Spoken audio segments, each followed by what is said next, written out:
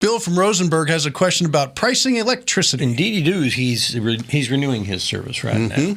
So Bill writes, my current 9.4 cents per kilowatt hour plan expires June 30th and is not available anymore.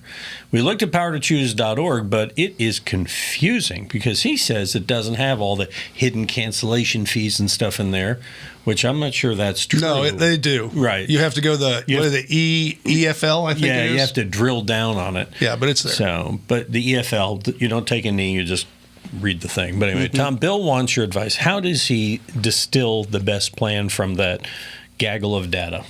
First off, this is a really poor time to buy. I would change the buying patterns that you have. So I would probably buy only a 3-month contract right now or a 4-month contract so you can start shopping in the fall and the spring. That's when the prices drop. So right now you're going to find high prices. And you just go with the cheapest. Right at the top of the list, you just go with the cheapest one. Look at the plan. Look at the amount of months you're going to have. And that's the best you can do. Don't try to overread into it because it's all pretty standard depending on how much electricity you use. But as far as goes right now, I wouldn't do much more than a 4 to maybe even a 6-month plan would work okay for you. And you can probably get one lower if it's short like that.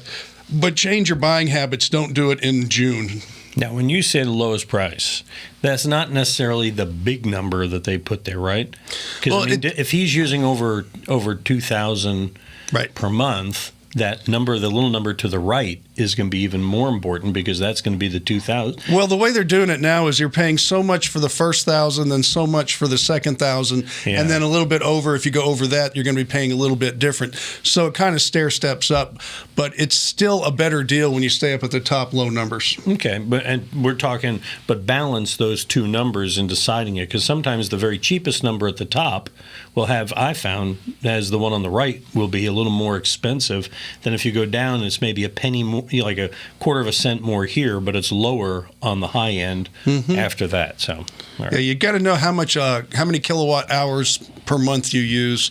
That's really important. Aren't you? Look at your bills. And life is so much easier since things were deregulated. I think so. It's a lot cheaper. Okay. I'm over 2,000 kilowatts this last month. I paid $130. 8 years ago, it probably would have been $500. But what Tom doesn't say is he lives by candlelight at night. He lives I use over 2,000. He lives an Amish lifestyle at night. No. Okay. I just have a modest home. All right. He's a modest guy. And he will modestly answer your questions when you send them to us at HomeShowRadio.com. Thank you for doing that. You can see some of our other videos over yonder, and you can subscribe to our channel, too.